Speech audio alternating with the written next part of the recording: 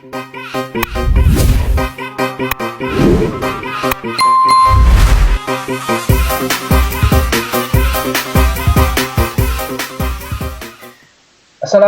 warahmatullahi wabarakatuh.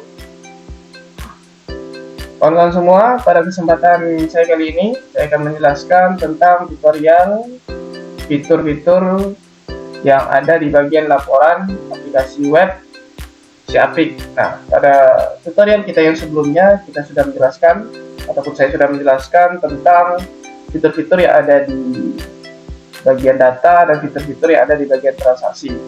Nah, pada kesempatan kali ini saya akan menjelaskan tentang fitur-fitur laporan yang ada di web aplikasi Siapik untuk usaha perorangan ultramikro. Nah, untuk selengkapnya stay tune di video saya kali ini.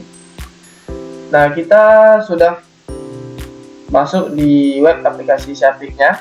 Bisa kita lihat di fitur laporan ini ada beberapa laporan, terdiri dari laporan histori transaksi, sumber dana pengguna, rincian aset tetap, bahan persediaan, rincian piutang, rincian utang usaha. Nah, untuk bagian usaha perorangan ultramikro ini, di bagian laporannya itu dia tidak menyajikan neraca ataupun posisi keuangan dan laporan laba ruginya. Jadi ini untuk laporan yang ada di bagian usaha perorangan ataupun ultramikro di web Siapik ini. Nah, bisa kita lihat ini rincian transaksi kita, mulai dari kita awal membuka usaha sampai saat ini misalnya. Nah, bisa kita print ataupun ekspor PDF sesuai dengan kebutuhan kita.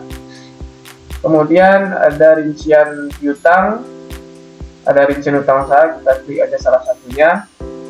Misalnya tahun 2025 bulan Juni bisa menampilkan di sini. Nah, nanti utang usaha kita tidak ada.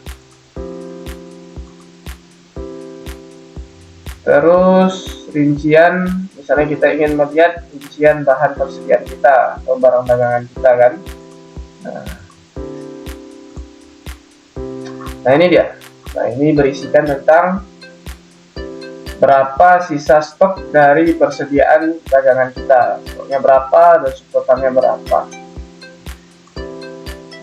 Terus di sini ada juga sumber penggunaan dana,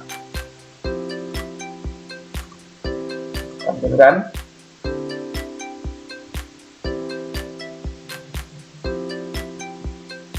Nah, ini dia penjualan kita 42.000, pinjaman kita 0, pinjaman pemasok kita ada 500. Nah, terus penerimaan dana dari pemilik 7.500.000, ya kan? Jumlah penerimaan dana keseluruhannya 8.042.000, ya kan? Tahu semuanya. Terus ini terdiri pengeluarannya. Nah, surplus defisit kita ataupun sisa keuangan kita. Nah, tapi keuangan kita sekarang totalnya saldo kita senilai 7.842.000.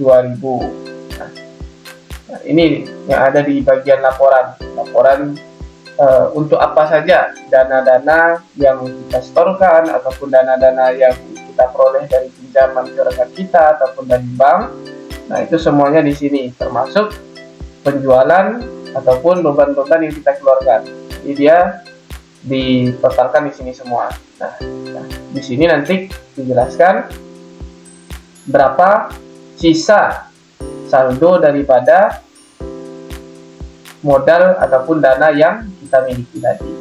Nah, jadi dia tidak ada menyajikan menandingkan antara penjualan terus ditandingkan dengan beban nanti berapa laba atau rugi yang kita peroleh, itu tidak ada untuk bagian bisnis ataupun bagian usaha perorangan atau ultramikro ini. Dia hanya mentotalkan berapa dana yang kita peroleh, modal awal, kemudian nanti ditambahkan dengan penjualan, dikurangi dengan beban-beban, dan dikurangi dengan pengeluaran misalnya private, kemudian pengeluaran untuk melunasi utang, kemudian pengeluaran untuk pengeluaran untuk beban-beban. Nah, nanti disajikan saldo akhirnya berapa. Nah, kemudian kita coba lihat di bagian tadi rincian tersedia udah, rincian piutang. Nah, sama seperti rincian bagian utang tadi ya. Nah, di sini kita juga perlu memiliki piutang.